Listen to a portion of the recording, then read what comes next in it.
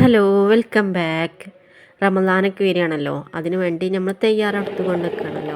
അപ്പോൾ റമദാനിൽ നമ്മൾ പണികളൊക്കെ പെട്ടെന്ന് തീർക്കാൻ പറ്റിയ കുറച്ച് ടിപ്സ് ആയിട്ടാണ് കേട്ടോ വന്നിട്ടുള്ളത്.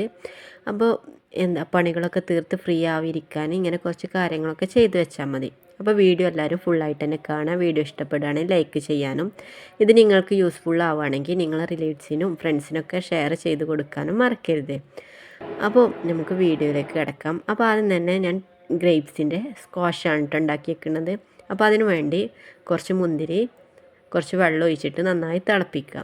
തിളച്ച് വരുമ്പോൾ ഇതിലേക്ക് ആവശ്യത്തിനുള്ള മധുരത്തിന് ആവശ്യമുള്ള പഞ്ചസാര കുറച്ച് ഇട്ട് കൊടുക്കുക.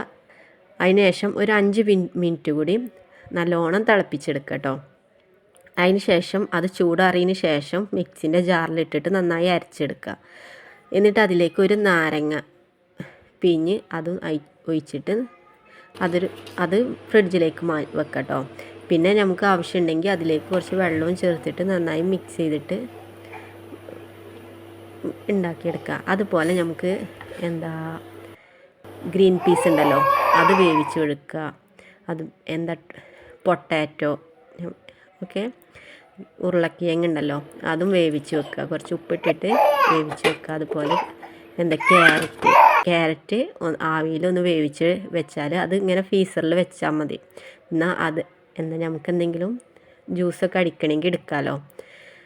അതുപോലെ ചിക്കൻ ഉണ്ടെങ്കിൽ എല്ലില്ലാത്ത കഷ്ണം ഉണ്ടല്ലോ, അത് കുറച്ച് കുരുമുളക് ഉപ്പിട്ടിട്ട് വേവിച്ചിട്ട് അതും ഇങ്ങനെ ആക്കിയിട്ട് ഫ്രിഡ്ജിൽ വെക്കാം കേട്ടോ.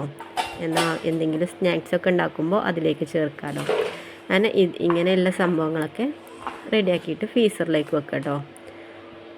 ഇനി നമുക്ക് കുറച്ച് തേങ്ങ ചിരകിയെടുക്കാം. നമുക്ക് കറിക്കും എന്തെങ്കിലും ഒക്കെ ആവശ്യത്തിന് വേണ്ടി വരുമല്ലോ തേങ്ങാപ്പാൽ എടുക്കണമെങ്കിൽ.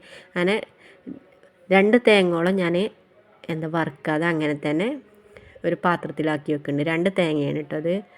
നമുക്ക് എത്രയാണോ തേങ്ങയ്ക്ക് ആവശ്യം ഉണ്ടാവുക അതിനനുസരിച്ച് തേങ്ങ നമുക്കിങ്ങനെ ആക്കി വെക്കാം. എന്നാൽ നമുക്കപ്പോൾ ചിരകാനൊന്നും നിൽക്കണ്ടല്ലോ. അപ്പോൾ ആവശ്യം വരുമ്പോൾ പെട്ടെന്ന് എടുക്കാമല്ലോ. അപ്പോൾ ഇങ്ങനെയൊക്കെ ഓരോ ചെയ്ത് വെച്ച് നോക്കി നിങ്ങൾക്ക് യൂസ്ഫുള്ളായോ എന്ന് പറയണം കേട്ടോ. അതുപോലെ കുറച്ച് നമുക്ക് കറിക്കൊക്കെ തേങ്ങ വറുത്ത് വെക്കണമല്ലോ. അപ്പോൾ അതിന് വേണ്ടിയിട്ട് കുറച്ച് തേങ്ങ വറുത്ത് വെക്കുകയാണ്. അതിലേക്ക് കറിവേപ്പിലയും വെളുത്തുള്ളിയും ചെറിയുള്ളിയും കുറച്ച് വലിയ ജീരകമൊക്കെ ചേർത്ത് നന്നായി വറുത്തെടുക്കാം. അതും ഒരു പാത്രത്തിലാക്കിയിട്ട് നമുക്ക് ഫ്രിഡ്ജിലേക്ക് വെക്കാം. നമുക്ക് ആവശ്യത്തിനനുസരിച്ച് അതിന് കുറച്ച് എടുത്താൽ മതി. ഫ്രീസറിലേക്ക് വെക്കണം കേട്ടോ, ഫ്രിഡ്ജിലല്ല ഫ്രീസറിൽ വെക്കണം. അതുപോലെ കുറച്ച് ഇഞ്ചി വെളുത്തുള്ളി തൊലി കളഞ്ഞ് ചതച്ചെടുക്കുക. ഇനി വേണമെങ്കിൽ അല്ലാതെ വേണമെങ്കിൽ കുറച്ച് വെളുത്തുള്ളി ഒക്കെ ചതക്കാതെ അങ്ങനെ തന്നെ കുറച്ച് വേണമെങ്കിൽ വെക്കാം കേട്ടോ. അങ്ങനെ ഇഞ്ചി അതിലേക്ക് കുറച്ച് സൺഫ്ലവർ ഓയിൽ ഒഴിക്കണം. അപ്പോൾ ഇഞ്ചിയിലോ മിക്സിൻ്റെ ജാറിലൊന്നും വെള്ളമൊന്നും ഉണ്ടാവാൻ പാടില്ല. അതെല്ലാം തുടച്ചതിന് ശേഷം വേണം ഇത് ചതച്ചെടുക്കാൻ കേട്ടോ. അതുപോലെ തന്നെ വെളുത്തുള്ളി അതിലേക്ക് കുറച്ച് സൺഫ്ലവർ ഓയിലോ അല്ലെങ്കിൽ ഓയിലോ ഒഴിച്ചിട്ട് നന്നായി അരച്ചെടുക്കുക. അങ്ങനെ അതൊരു പാത്രത്തിലേക്ക് മാറ്റി വെക്കുക. അതുപോലെ ഇനി ബ്രെഡ് ക്രംസ് ഉണ്ടല്ലോ, അതെല്ലാം ഇപ്പം തന്നെ റെഡിയാക്കി വെച്ചാൽ അപ്പം നമുക്ക് എന്തെങ്കിലും ആവശ്യമുണ്ടെങ്കിൽ അത് എടുത്താൽ മതിയല്ലോ. അപ്പോൾ അതും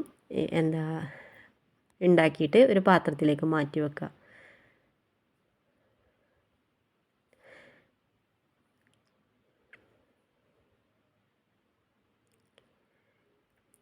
അപ്പോൾ വീഡിയോ നിങ്ങൾക്ക് യൂസ്ഫുൾ ആയോ എന്നുള്ളത് നിങ്ങളെ അഭിപ്രായം പറയണം. നിങ്ങൾക്ക് എന്തൊക്കെയാണ് ആവശ്യമുള്ളത് അതിനനുസരിച്ച് റെഡിയാക്കി വെക്കാം കേട്ടോ.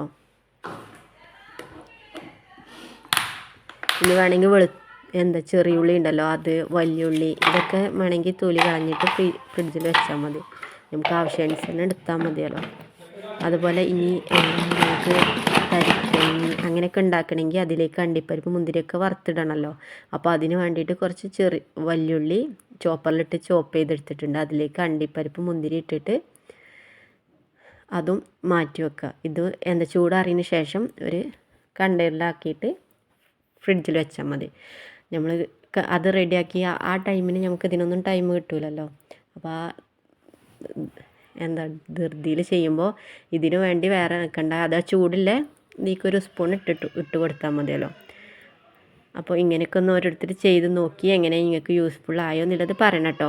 അതുപോലെ കറിക്ക് വേണ്ടിയിട്ട് ഉള്ളി കുറച്ച് തൂമിച്ചെടുക്കുക. അതിന് വെളിച്ചെണ്ണ ഒഴിച്ച് ഒരു സവാള ചോപ്പ് ചെയ്തതാണ്. അതിലേക്ക് കറിവേപ്പില ഇട്ടിട്ട് ഒന്ന് മൂപ്പിച്ചെടുക്കുക.